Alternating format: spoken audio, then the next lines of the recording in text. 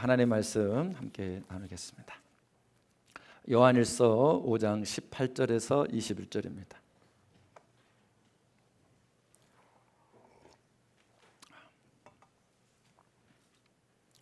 요한일서 5장 18절에서 21절 말씀 함께 봉독합니다. 하나님께로부터 난 자는 다 범죄하지 아니하는 줄을 우리가 아노라. 하나님께로부터 나신 자가 그를 지키심에 악한 자가 그를 만지지도 못하느니라. 또 아는 것은 우리는 하나님께 속하고 온 세상은 악한 자 안에 처한 것이며, 또 아는 것은 하나님의 아들이 이르러 우리에게 지각을 주사 우리로 참된 자를 알게 하신 것과, 또한 우리가 참된 자 곧 그의 아들 예수 그리스도 안에 있는 것이니 그는 참 하나님이시요 영생이시라. 자녀들아 너희 자신을 지켜 우상에게서 멀리하라. 아멘. 오늘 말씀 제목은 좀 복잡하지만 제 인생에 있어서 너무나 중요한 주제이고 여러분에게도 꼭 주제입니다. 필요한 주제입니다. 함께 읽어보겠습니다. 복음은 착해지는 것이 아니라 이기는 것입니다. 사도 요한이 요한일서를 통해서 전하고자 한 메시지는 주님은 지금도 살아계신다. 주님은 살아계신다. 그러니까 사귀며 살아야 된다. 주님과 사귀며 살면은 요한일서 1장 4절에 너희의 기쁨이 충만하리라. 기쁘게 살 수 있다는 것입니다. 우리 옆 사람에게 기쁘게 삽시다. 이렇게. 그런데 문제는 예수님과 사귀어야만이 계속 이 기쁨이 풍성해지는데, 요한일서 3장 14절에 반드시 주님과 사귀기 위해서는 주님의 몸인 다른 지체 형제 자매를 반드시 사랑해야 한다는 겁니다. 사랑하지 못하는 사람은 그 기쁨을 누리지 못하고 사망과 같은 삶을 산다는 거예요. 그래서 믿음이 있는 성도에게는 반드시 두 가지가 특징이 있는데, 첫 번째는 거룩하게 살려고 한다는 거예요. 주님 앞에서 거룩하게 깨끗하게. 데살로니가서 4장 3절 보면은 하나님의 뜻은 뭐예요? 너희의 거룩함이라. 함께 읽어볼까요? 하나님의 뜻은 이것이니 너희의 거룩함이라. 곧 음란을 버리고, 4절에 각각 거룩함과 존귀함으로 자기의 아내에 대할 줄을 알고. 그러면 거룩은 보장된다는 거예요. 아내를 귀하게. 5절에 하나님을 모르는 이방인과 같이 세욕을 따라 살지 말아라. 그것은 이전에 하나님 몰랐던 삶으로 족한 것이다. 그래서 진실한 성도는 어떻게든 거룩하게 살려고 하기 때문에 희망이 있고 복이 있는 것입니다. 두 번째로는 사랑하며 살려고 한다는 거예요. 요한일서 3장 10절에 보니까 이러므로 하나님의 자녀들과 마귀의 자녀들이 드러나나니 무릇 의를 행하지 아니하는 자나 또는 그 형제를 사랑하지 아니하는 자는 하나님께 어떻게 돼 있어요? 속하지 아니한 거예요. 은혜는 받았는데 섞여 있는 거예요. 속하기 위해서는 사랑해야 한다는 거예요. 그런데 초대교회 때도 이미 이 원칙을 떠나버린 성도들이 생겼다는 것이고, 그리고 지금 우리들에게도 그런 모습이 별반 다르지 않게 있을 수 있다는 것입니다. 여기서 우리는 진지하게 묻게 됩니다. 정말 예수님을 믿으면 그렇게 변화되는 건가요? 오늘 5장 18절 말씀처럼 정말로 모든 죄를 짓지 않게 된다는 것입니까? 이 질문을 할 수밖에 없습니다. 답은 뭘까요? 그렇습니다. 그렇습니다. 그런데 먼저 한 가지 오해를 반드시 풀고 가야 됩니다. 이것이 우리 신앙생활에 있어서 너무 중요한 전환점입니다. 그게 뭐냐면 착하게 살려고 애쓰는 것이 복음이 아니라는 거예요. 세상은 착하게 살아야 된다고, 그래야 좋은 사람이 되는 것이고, 좋은 사람으로 착한 사람으로 살면 너는 인정받을 것이고 행복할 수 있을 것이라고 우리에게 계속 가르치죠. 심지어 교회에서도 양육을 통해서 설교를 통해서 그렇게 배워왔습니다. 예수 믿는 사람이니까 세상 사람보다 더 착해야지, 억울해도 참아야지, 너를 무례하게 대하는 사람 앞에서도 웃어야지. 그런데 그 결과 많은 성도들이 세상에 있는 사람보다 더 많이 우울해하고 더 많이 정신병에 걸리게 된다는 거예요. 많은 성도들이 착하게 살려고 애쓰다가 지쳐버리고 몸이 병들고 무너져 버려요. 그것을 다루지 않을 뿐이지 그게 현실입니다. 그런데 복음은 착한 사람이 되라고 결코 가르친 적이 없다는 것입니다. 복음은 죽었던 사람을 살리는 것이지 겉으로 착한 흉내를 내는 사람을 만드는 것이 아닙니다. 성경은 이렇게 애초에 전제하고 있기 때문에 로마서 3장 10절에 보니까 의인은 없나니 하나도 없다는 거예요. 의인은 아무도 없다는 거예요. 의롭게 살 수 있는 사람이 없어요. 하나님이 이렇게 선포를 하셨어요. 인간은 본래 착하지 않습니다. 자, 옆 사람 보고 이렇게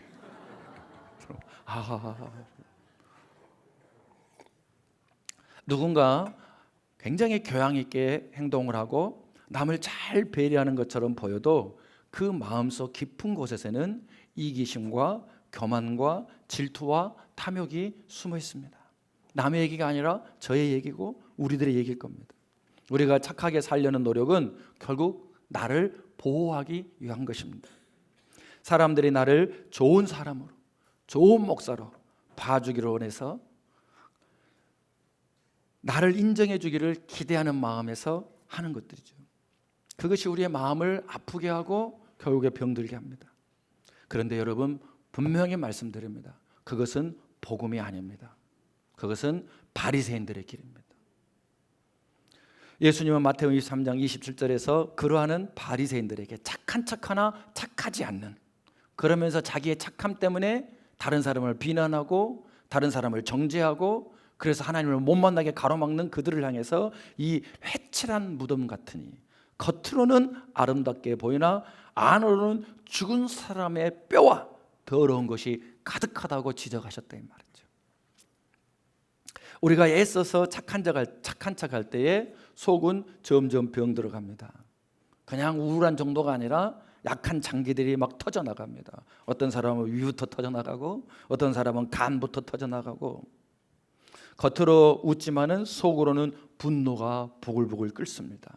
복수하고 싶은 마음이 계속 쌓여가다가 결국에는 터져버려요.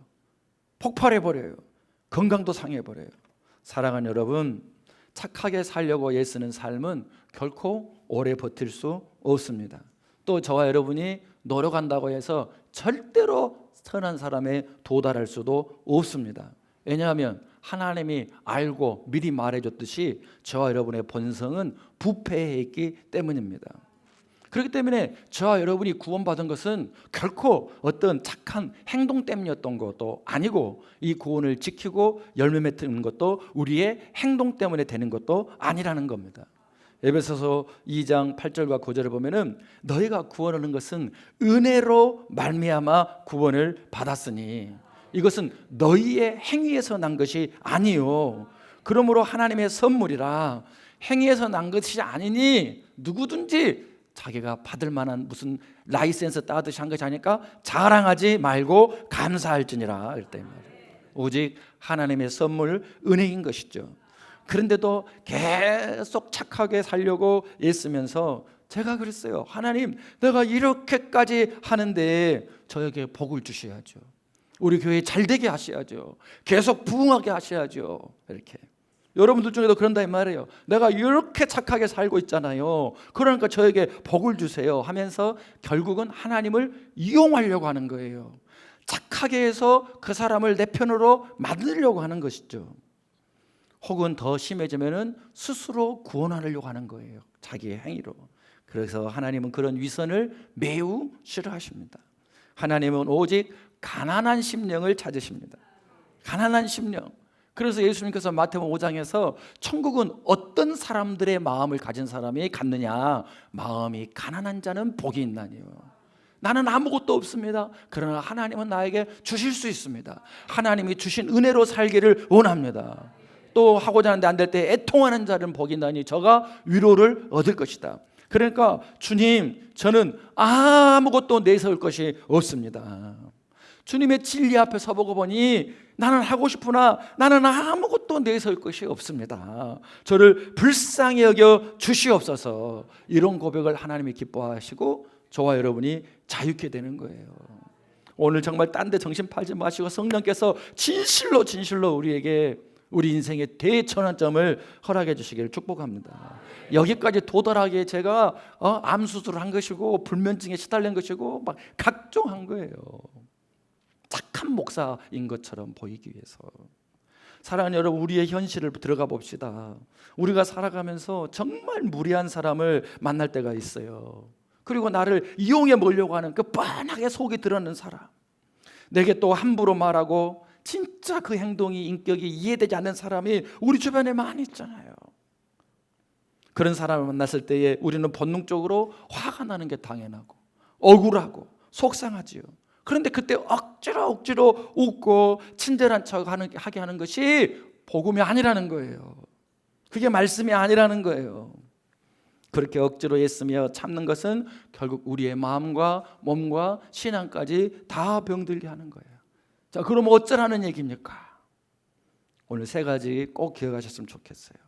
첫 번째로 하나님 앞에서 정직하게 초라한 나를 고백하는 것입니다. 애써서 아닌 척하면서 강한 척하고 그런 것이 아니에요. 주님, 저는 솔직히 말하건대 내 남편 사랑할 수가 없습니다. 주님, 내가 솔직히 말하건대 나 못 봐주겠습니다. 주님, 나 솔직히 말하는데 주님 사랑하고 싶어는 안 됩니다. 저는 지금 화가 매우 나 있습니다. 제 안에 사랑이 없습니다. 도와주십시오. 안 그러면요 안 되는데 막 하는 척하면서 나 이렇게 노력하는데 하나님 왜 그러냐고 그렇게 가는 거예요. 어느 교회 청년이 아주 신실했어요. 항상 만나는 사람마다 친절했고 어떤 상황에서도 화를 내는 것을 본 적이 없어요. 교회에서 야, 그 청년 대단하다고. 근데 속으로는 끊임없이 분노하고 있었어요. 왜 나는 저 사람 참아주는데 저 사람은 나를 이렇게 무시하면서 나를 함부로 대할까? 결국 지치게 되었고 무너지고 말았습니다. 착한 척하는 사람은 결국은 버티지 못합니다. 지푸라기를 마치 모래 위에다가 열심히 쥐어놓은 것 같아서 아주 멀쩡해 보이지만 비만 조금 와보세요. 그러면 모래에 스며들기 시작하고 꽉 무너져 버려요. 그런 경험이 없으신가요? 그러면 오늘 요한일서 5장 18절 말씀은 도대체 무슨 말씀이란 말입니까? 하나님께로부터 난 자는 다 범죄하지 않은 줄을 우리가 아노라 그랬단 말이죠. 그런데 오늘 말씀을 자세히 들여다봐야 돼요. 뭐라고 됐습니까? 그 다음에 하나님께로부터 나신 자가 지켜줘야 된다는 거예요. 우리가 그러는 척한다고 되는 게 아니에요. 주님이 도와주셔야 된다는 거예요. 주님에게 도움을 요청해야 된다는 거예요. 정직하게 고백하고 척할 필요가 없다라는 거예요. 하나님께로부터 나신 자가 우리를 도와주셨는데 그분이 누구예요? 예수 그리스도라 말이에요. 우리 예수 그리스도께서는 우리를 도와주시는 분이에요. 그런데 언제 도와주실 수 있느냐? 고린도후서 12장 9절에 우리가 있을 때에. 그게 뭐예요? 나에게 이르시기를 내 은혜가 너에게 충분하다. 이는 내 능력이 너의 근데 강한 척 하지 말라는 거예요. 잘 되는 척 하지 말라는 거예요. 하나님 도와주고 싶은데 자꾸 도움이 필요 없다는 거예요. 나는 할 수 있다는 거예요. 그러고 나서 남편한테 내가 당신한테 어떻게 했는데, 자식한테 내가 너한테 어떻게 할 때 다 죽어버리잖아요. 주님 우리를 돕기로 하신다. 약한 게 부끄러운 것이 아니다. 나의 부족함을 인정할 때에 주님이 그래? 그럼 내가 도와줄까? 내가 그러려고 기다리고 있었지? 하면서 함께 해주신다는 거예요. 그러므로 억지로 친절한 척하며 살지 마십시오. 내 안에 계신 우리 주 예수 그리스도께 날마다 힘을 구하며 삽시다. 그리고 성경을 따라 진리를 따라 행하는 거예요. 내 기준대로 하는 것이 아니에요. 무례하게 구는 사람 앞에서 정직하게 두 번째로는 말하는 거예요. 그래서 당신이 지금 저에게 그렇게 말하시면 저는 마음이 아픕니다. 당신이 그렇게 행동하면 나는 정말 살 맛이 안 납니다. 너무너무 힘듭니다. 그 말이 나에게 너무 무례하게 느껴집니다. 그렇게 담백하게 진심을 전할 수 있어야 됩니다. 오늘 이후로부터 그렇게 전할 수 있게 되기를 축복합니다. 비난하지 말고 내 마음만 표현하는 거예요. 내가 그렇다는데 그런 거죠. 공격하지 말고 마태복음 18장 15절에 주님이 그렇게 하라고 말씀하셨어요. 주님의 하란 대로 하면은 절대로 부작용이 없어요. 읽어볼까요? 네 형제가 죄를 범하거든 가서 너와 그 사람과만 상대하여 권고하라. 만일 들으면 네가 그 사람 얻은 것이다라는 거예요. 그래서 갈등을 잘 극복한 사람들이 요셉처럼 다윗처럼 사람을 얻어가는 거예요. 야, 저 사람은 재수 좋아서 좋은 사람 만나네. 아니에요. 다윗에게 돌 들었던 사람들이고 감옥에 집어넣었던 사람들이에요. 세상은 악하다니까요. 내 안에 예수 그리스도가 계셔야 된다는 거예요. 그런데 우리는 막 척척하다가 안 되니까 이제는 만나가지고 계속 서로 척척한 소리 하는 거예요. 지가 막 내가 어떻게 다 죽는 거예요. 주님은 그러지 말라는 거예요. 내가 너와 함께하고 있으니 담대히 가라는 거예요. 네가 그 사람을 얻을 수 있다라는 거예요. 아멘. 자녀에게도 솔직하게 마음을 얘기하는 거예요. 공격하지 마세요. 내 마음을 얘기하는 거예요. 두 번째로 중요한 것이 있어요. 첫 번째는 뭐였어요? 정직하게 나를 하나님께 고백하고 그 사람 앞에 고백하는 거예요. 아멘. 두 번째는 뭐냐면 상대가 잘 안 변해요. 변하지 않더라도 그 사람의 무례함과 그 사람이 내게 아픈 것을 내 인생의 절대 중심이 되게 하면 안 된다는 거예요. 우리는 척척척 하는 사람은요, 이제는요 복수심에 한이 맺혀가지고 계속 그 사람 중심으로 살아요. 우리의 중심은 예수 그리스도여야 돼요. 우리의 주인은 예수 그리스도여야 돼요. 그런데 나도 모르게 맨날 그 사람을 묵상할 수가 있단 말이에요. 그 사람은 내 인생의 주인이 될 수 없습니다. 오직 우리의 주인은 예수 그리스도이십니다. 아멘. 우리는 남들이 어떻게 하느냐에 따라서 좌우되지 않는 사람이에요. 우리는 오직 예수님의 사랑과 은혜에 따라 움직이는 사람들입니다. 여러분, 교회 안에서도 절대 긴장을 늦추지 마세요. 교회는요, 죄인이 와서 의인이 되어 예배하고 은혜 받아서 죄를 버리고 의롭게 살기 위해서 싸우는 장소예요. 그러니까 죄인들이 오는 거예요. 그러다 보니까 어떤 일이 벌어져요? 그렇게 고상한 척하면서 싸워요.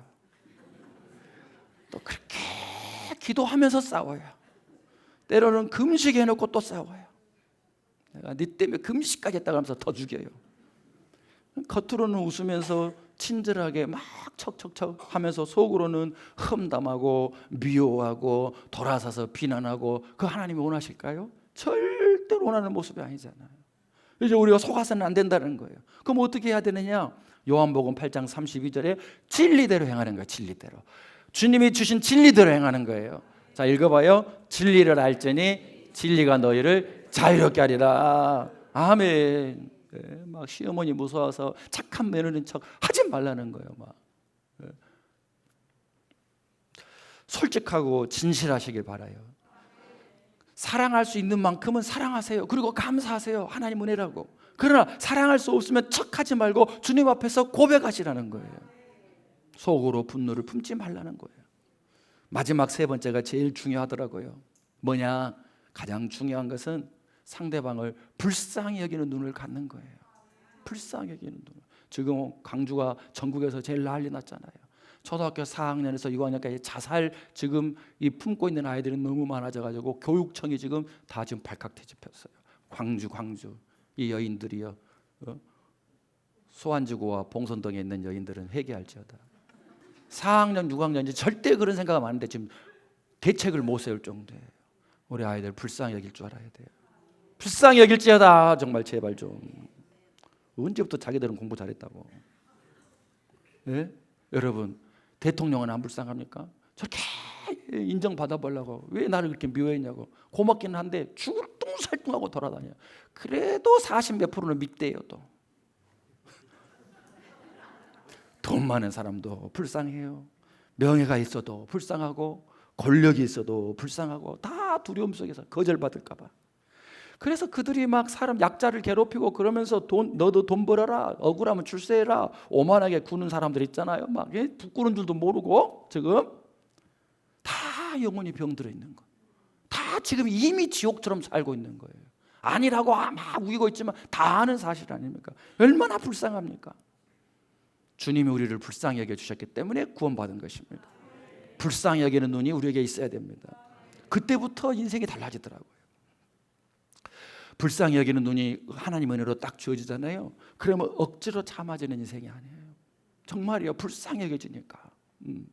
그래서 하나님, 저분을 내가 아니면은 저분이 구원 못 받을 수도 있겠네요, 이 마음이 딱 들잖아요. 그러면 그 사람이 거절해도 막 다가가고 기도하고, 새벽에 기도하고, 생각날 때마다 기도하고, 예배드릴 때마다 다가가고 막 했는데 그분이 바뀌었어요. 그게 제 상급인 것입니다. 그것이 주님 만났을 때 떳떳하게 볼 수 있는 것입니다. 불쌍히 여기는 마음이 생겨야 됩니다. 남편을 볼 때도, 아버지를 볼 때도. 저에게도 하나님이 그 은혜로 불쌍히 여기는 마음을 주셔가지고, 네가 13살 때 아버지를 잃고 네 동생을 길러야 되고 아무도 의지할 수 없는 사는데 너는 네 아버지처럼 살 수 있겠었겠느냐? 하나님께서 22살에 나한테 들려주시더라고, 귀의 음성에다가. 정직하게 나는 아니더라고. 그때부터 아버지를 인정해 드리는 거예요. 불쌍히 여기니까 천국이 임하는 거예요. 분노 대신 긍휼이 솟아나고 억지로 착한 척하는 삶이 아니라 내 안에 계신 예수님이 너무 크셔서 위로 주시고 용기 주시고 능력 주시고 응답 주시니까 견딜 수 있는 거예요. 내가 성장하면요, 작은 일들이 절대 나를 해방할 수 없어요.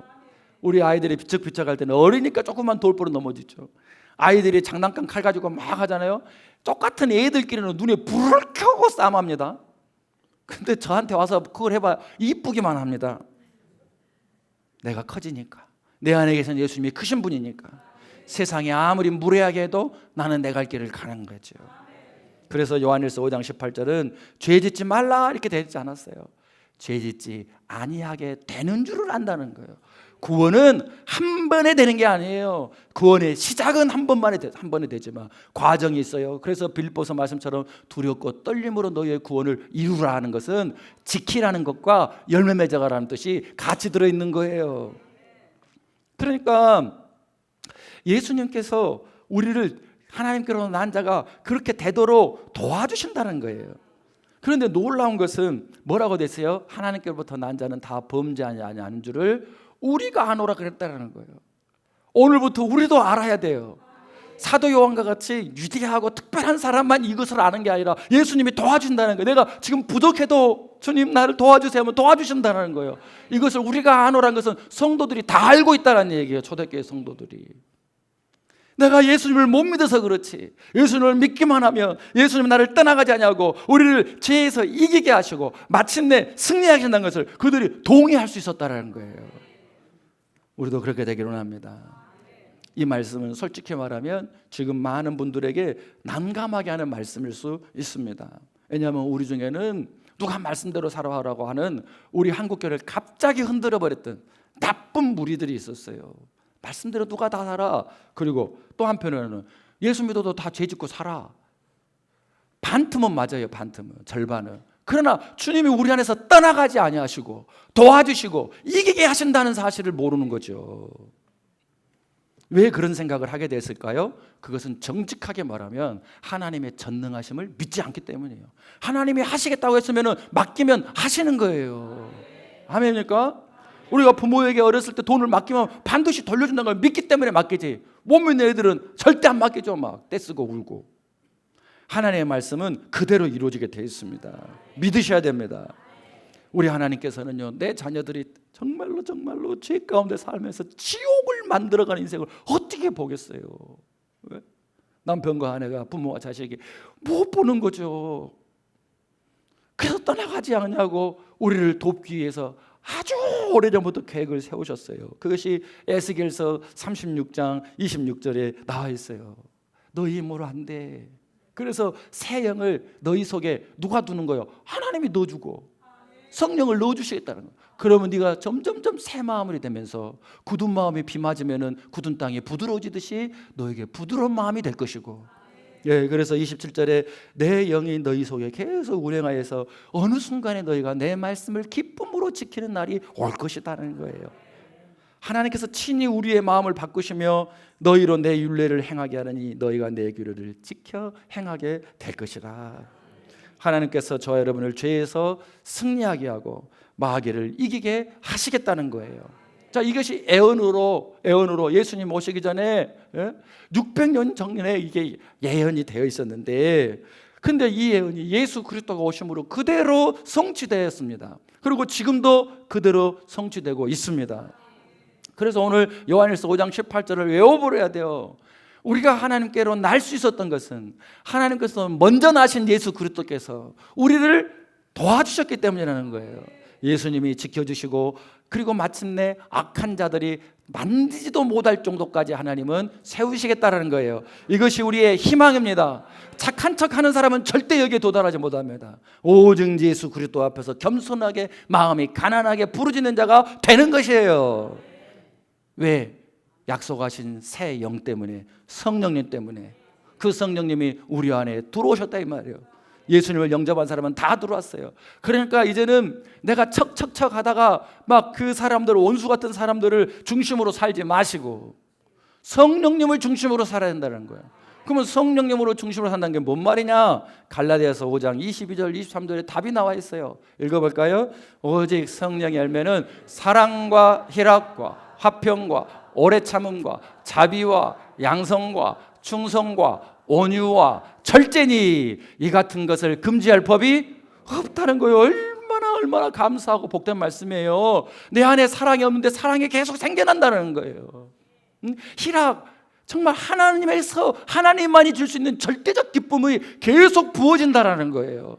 우리가 화평하게 된다는 거예요. 그러니까 우리의 목표는 바로 성령이 하시는 그 일이 목표가 돼야 돼요. 그것을 향해서 나아가야 돼요. 성령께서 우리 안에 역사하기 시작하면 억지로 애쓰지 않아도요, 우리 안에서 사랑과 희락과 마침내 화평, 온유, 충성, 절제까지 가게 돼 있다. 그러니까 억지로 착하게 살려고 하지 마십시오. 대신 예수님을 더 깊이 의지하십시오. 날마다 순간마다 주님 저는 못합니다. 저를 채워주시고 제가 할 수 있도록 도와주십시오. 나로 인하여 가정이 잘되게 주십시오. 주님 없이 착한 척 해봐야 병 만든다. 옆 사람에게 병들지 마시오. 이렇게 얘기해. 착하지 마시오. 이제 우리는 선택해야 돼요. 내가 착한 척하고 계속 살 것인지, 아니면은 내 안에 계신 예수 그리스도께서 일하시도록 나를 완전히 맡기든지. 정태기 교수님이 저 신안군 임자도 정말 사람이 사는 곳인가 할 정도의 그 오지에 살았어요. 근데 섬 사람들은 먹고 살기 힘들고 바다에서 일하다가 많이 죽으니까 욕이 입에 달려 있어요. 그러니까 부모들이 욕을 하도 되니까 애들도 욕을 얼마나 하든지. 근데 초등학교 때에 한 선생님이 오셨는데 그렇게 멋지고 진실하고 조토라는 거예요. 근데 이분이 이제 육지에 살다가 섬에 왔더니 생전 듣도 보도 못한, 상상도 안 되는 욕을 막 하는 거예요. 견딜 수가 없는 거죠. 그러니까 욕을 하지 말아라, 욕을 하지 말아만 예 해놓고 돌아서만 하는 거예요. 선생님이 하나도 안 되겠으니까는 욕표를 만들었어요. 그래서 10장씩을 나눠줬어요. 그래가지고 일주일 후에 너희들이 욕을 하지 않고 욕 하나 있으면 뺏어가지고 많이 모은 애는 상 줄 것이고 하나도 없는 애는 벌을 받을 것이다 했는데, 이 정태기 교수님이 한 장도 안 남은 거예요. 그래가지고 교수님이 교무실로 따라와 그러더니 벽을 잡으려고, 그리고 10대를 이제 때리는데 얼마나 세게 때렸는지 3대째 맞으니까 죽을 것 같더래요. 아, 더 맞다가는 죽겠다. 그래가지고는 할 수 없이 막 문지르면서, 많이 해봤잖아요 우리. 그러면서 딱 이렇게 간절한 모습으로 호소한 눈빛으로 봤더니 선생님이 눈물을 막 펄펄펄펄 흘리면서, 이놈의 새끼야, 이놈아 내가 너를 얼마나 믿었는데, 내가 너를 얼마나 믿었는데 하면서 막 울고 있더라는 거예요.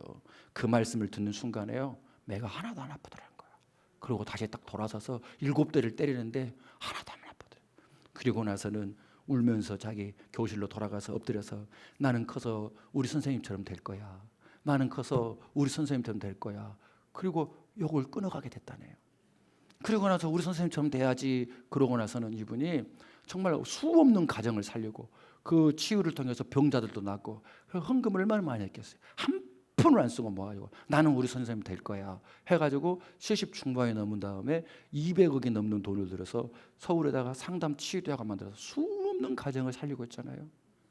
우리 예수님이, 우리 성령님이 그보다 못할 것 같아요? 선생님이 안에 들어가 버리니까 인생이 바뀌어버려요. 열매가 바뀌어버려요. 우리 하나님은 그렇게 선물로 우리를 바꾸기로 하신다는 거예요.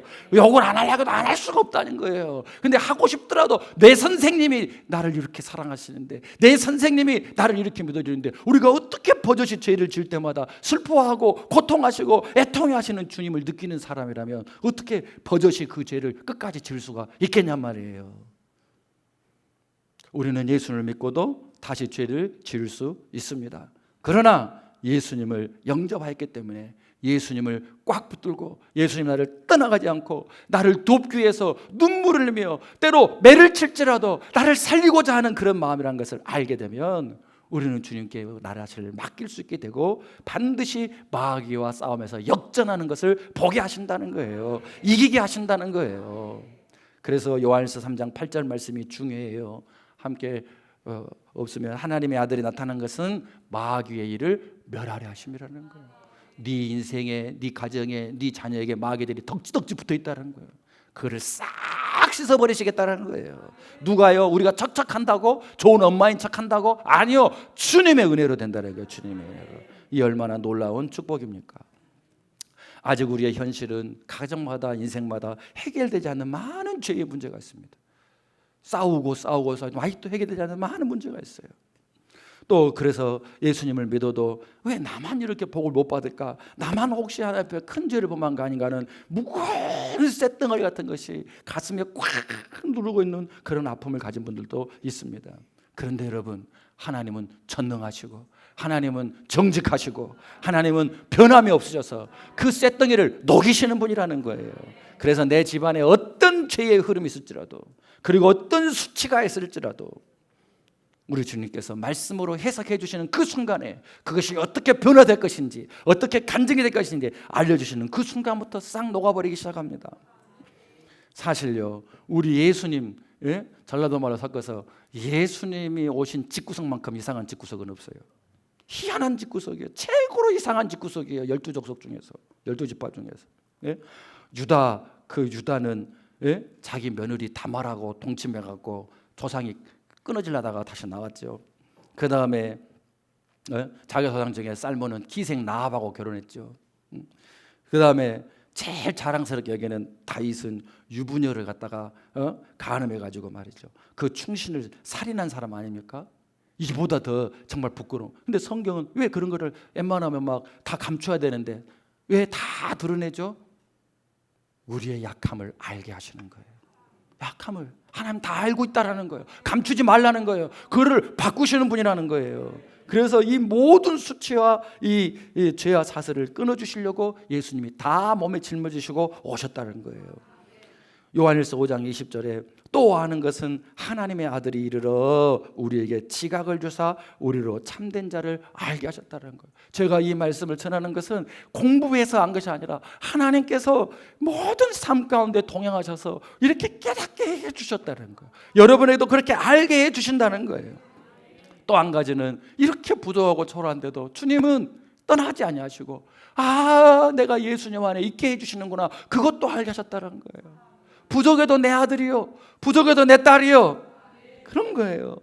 그런데 여기서 아는 것과 지각이라는 것은 머리로 공부해서 깨달은 것이 아니라 체험을 통해서 안다는 거예요. 왜 아버지 엄마들이 그렇게 애들한테 잘하려고 그러고 또 막 좋은 옷 입히고 좋은 거 먹이려고 왜 그래요? 그걸로 알게 깨닫게 체험시키려고 하는 거 아니에요. 부모의 사랑을 아는 자녀는 허투루 안 되니까 하나님 우리보다 100배 1000배 더 그걸 체험을 주기로 하신다는 거예요. 그러면 우리가 그 체험이 없이는, 그 은혜가 없이는 절대로 이렇게 살지 못한다는 말이잖아요. 영생을 알아가기 위해서는 그래서 반드시 공동체 안에서 내 연약함과 허물을 감추지 말고, 감추는 게 얼마나 힘들어요. 이제는 나도 그렇고 너도 그렇고 우리 모두가 그러니까 그것을 자백하고 로마서 14장에 있는 것처럼 드러난 것마다 빛이 되게 하시느니라는 거예요. 자꾸 척척하며 감추니까 막 병이 오는 거죠. 그래서 지체들이 모여서 너 그러냐? 나도 사실은 그런다. 나도 지금 싸우고 있다. 그 문제는 하나님 이렇게 이기게 해주셨다. 부끄럽지 않도록.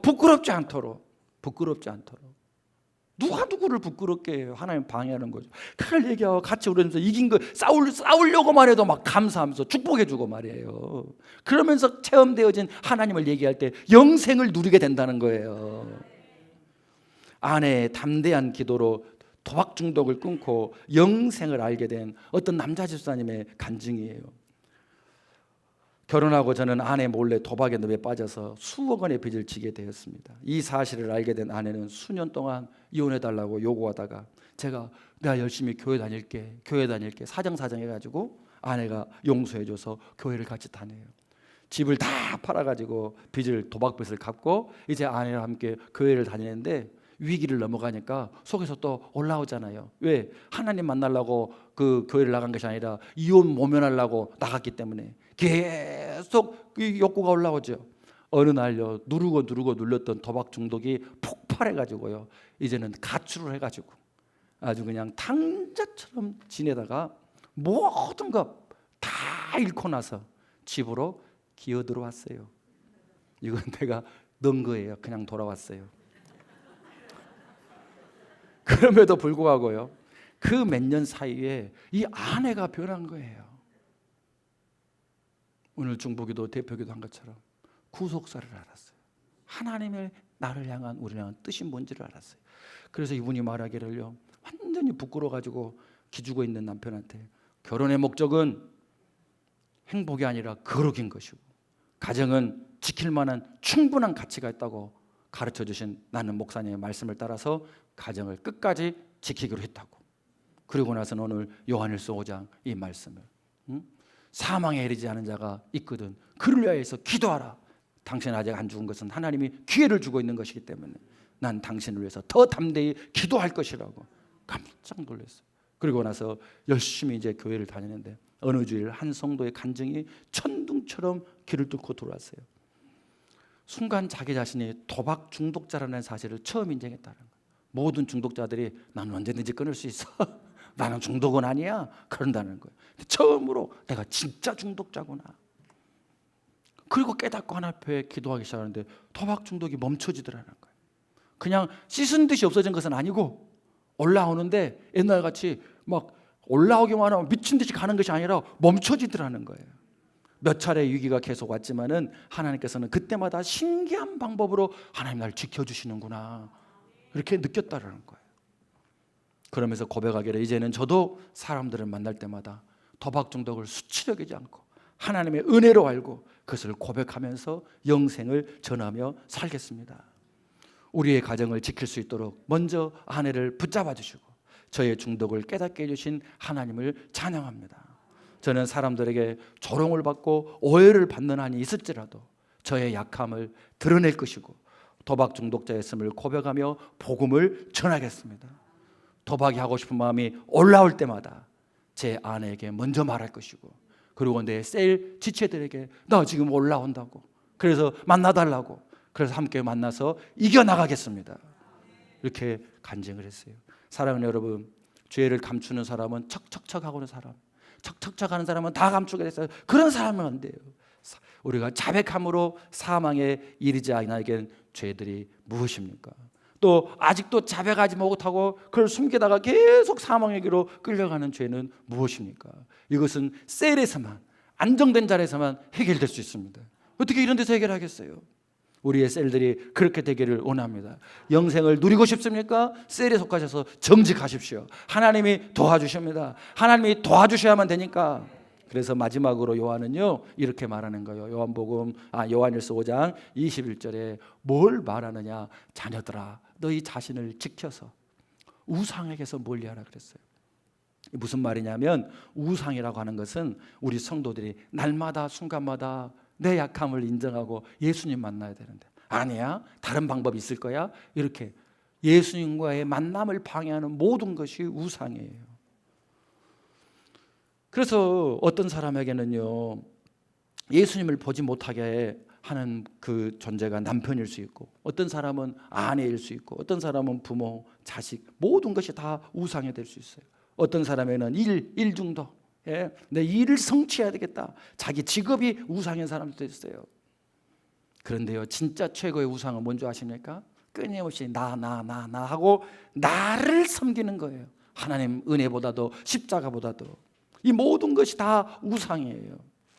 그러므로 우리가 진짜로 예수님을 붙들고 사망에 이르지 아니하려면 주님과 나 사이를 방해하는 우상을 멀리해야 됩니다. 멀리하는 방법은 뭔지 아십니까? 날마다 생명이신 말씀 어떤 좌우의 날성검보다 예리한 그 말씀을 내가 먹으면 그것이 나를 찔러 쪼개는 거예요. 말씀드렸듯이 막 묵상하고 나서 나는 착해야겠다 이렇게만 안 되고, 분명히 안 착했던 일을 쓰고, 그리고 하나님 도와달라고 기도하고, 그러고 나서 이루어졌을 때 감사로 고백해서 분명한 나의 변화의 흔적들과 과정이 있어야 한다는 거예요. 매일 말씀 묵상하고 셀 공동체에서 모여서 죄를 고백하고 이기게 된 것을 감사하고, 이것이 바로 우리가 영생을 경험하는 가장 큰 비결이라는 거예요.